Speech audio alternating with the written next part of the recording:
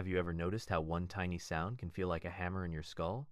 How one bright light can make your brain beg for mercy? And how a simple crowded room can drain you like you ran a marathon? If you have, you are not broken.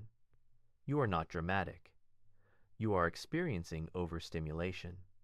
And the psychology behind it is way deeper than people think, because the world is loud on purpose. Notifications, traffic, conversations, screens, deadlines. Most people can filter it, but some people feel all of it at once, like their mind has no volume knob. So why does it happen? Why do some people get overwhelmed so fast, even when nothing is technically wrong? Let's decode it. And while you listen, pay attention to the moments that hit a little too close. Those moments are not random. They are clues. 1. Their nervous system is tuned to danger, even when nothing is dangerous. Overstimulation often starts in the body, not the mind. Some people have a more reactive autonomic nervous system. That is the system that decides whether you feel safe or threatened. It is the difference between calm breathing and tight chest, between relaxed shoulders and jaw clenching. When your nervous system leans toward fight or flight, your brain scans for threats constantly. Not because you are paranoid, because your biology learned that being ready is safer than being surprised. So a loud room is not just loud, it is unpredictable. A flickering light is not just annoying. It is a signal your brain cannot control. Multiple conversations are not just background noise. They are competing inputs that your mind tries to track. This is called sensory gating, the brain's ability to filter irrelevant stimulation. People who get overstimulated easily often have weaker gating in certain situations, especially under stress. So everything gets through. Every sound, every movement, every little shift in tone. And once your body thinks something is wrong, your thoughts follow. You start feeling irritable, impatient, tired. You might even feel guilty, like you are failing at being normal. But here is the twist. Your brain is not failing. It is overprotecting you. 2. They notice details other people miss, and that is a hidden mental tax. There is a personality trait called sensory processing sensitivity. You might have heard of highly sensitive people, but let's make it real. This is not about being emotional. It is about depth of processing. People with higher sensitivity do not just see a scene, they analyze it. They pick up micro-expressions. They notice the change in someone's voice. They sense tension before anyone says a word. They read a room like it is a story. Sounds like a superpower, right? It is, until it becomes expensive, because your brain uses energy to process what it notices. If you notice twice as much, you spend twice as much.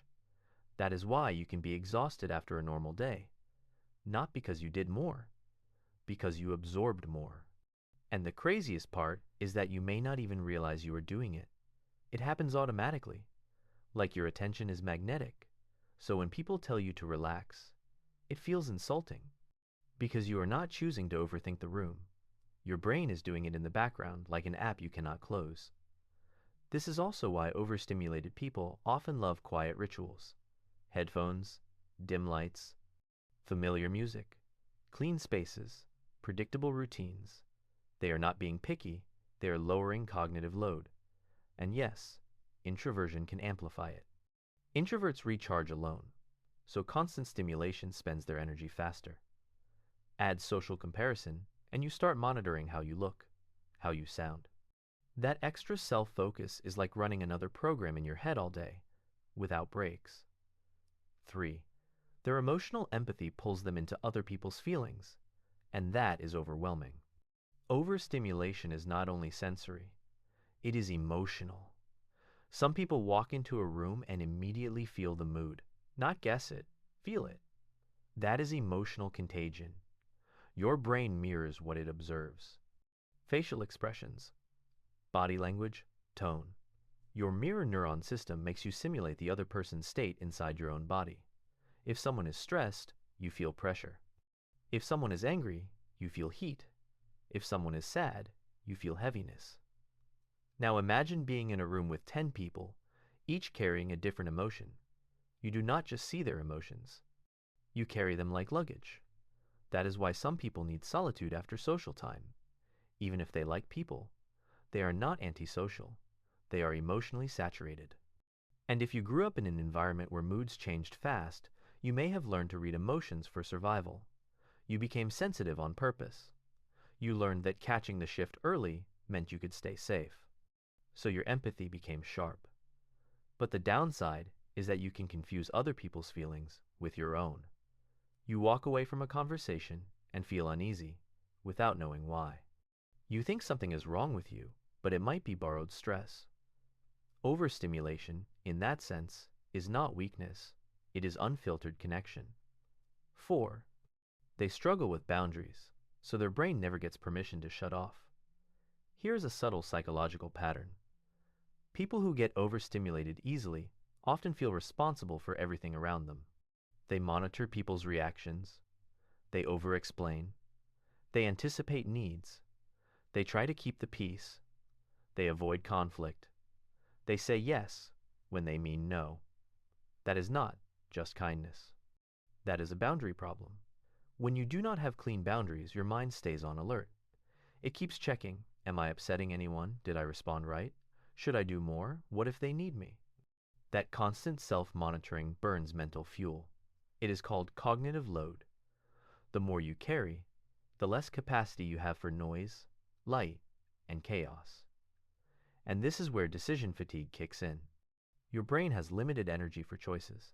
If you spend that energy managing other people's comfort, you have less left for your own regulation. So when something small happens, a loud notification, a messy desk, a sudden change of plan, you snap. Not because that thing is huge, but because you are already at the edge. Overstimulation is often the moment your brain finally says, enough. If you relate, here is something you need to hear. You are allowed to disappoint people. You are allowed to pause. You are allowed to be unavailable. Those are not selfish acts. They are nervous system repairs. 5. Past stress trains the brain to stay hyper alert, even years later.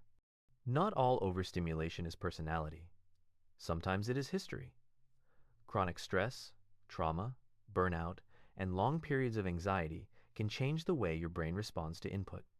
The amygdala becomes more reactive. The prefrontal cortex gets tired. Your body learns that calm does not last, so you become vigilant. You track sounds, you track faces, you track footsteps, you track time, you track the vibe. Hypervigilance can look like sensitivity, but inside, it is the brain trying to prevent pain. That is why some people feel overwhelmed in places that remind them of old chaos. Loud family gatherings, crowded buses, strict workplaces, any environment where you used to feel trapped. And the unfair part is that even if your life is safe now, your body might still be living in the old story. This is why resting does not always fix it. Sometimes you need regulation, not just sleep. Simple things like slow breathing, grounding through touch, short walks, and predictable routines tell your nervous system, we are okay. Therapy can help too, especially approaches that work with the body, not just thoughts. Because overstimulation is a body memory as much as a mindset. Now, let's tie it all together.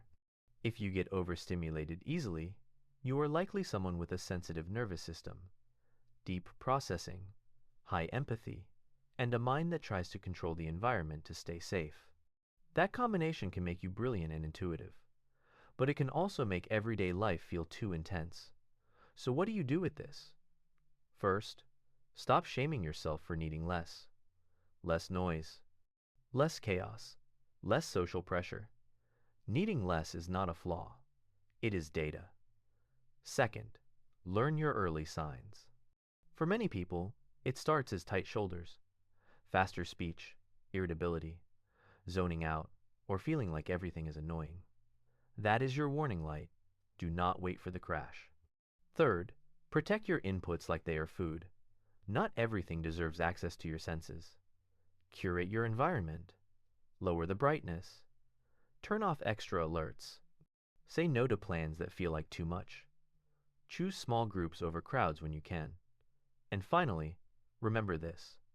The same sensitivity that overwhelms you also makes you perceptive. It makes you notice what matters. It makes you catch truths other people miss.